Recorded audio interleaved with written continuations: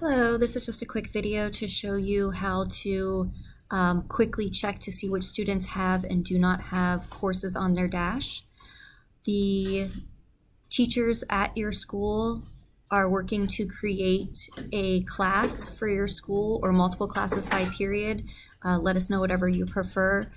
And then if you go to Manage Classes, you would click on your school. I had to remove that filter. And then it's going to populate all of the students at your school eventually. And if you ask, you can click here and you can set to see the student's grade, active courses, login. This is actually the student's email. Any other information you might feel is important. I like to see parent guardian email because those are the students who get a weekly progress report from us or from Edgenuity. And once you have your filters set, you can see the student, you can see their active courses, and you can see if there's an email set up. And you would just scroll through.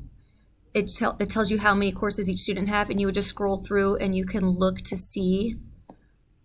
Oh, okay. Well, Leonard has all of their students enrolled, but you could look to see if there's any blank spots here. Those are students without active courses. Oh, this is, for some reason, I thought it was their course grade, but that doesn't make sense. So yes, this is the actual grade, senior, junior, sophomore. But you can see how many courses. If it's blank, you know that they don't have a course, and then you could either give the content teacher a list of the students, or the content teacher actually could probably see this as well.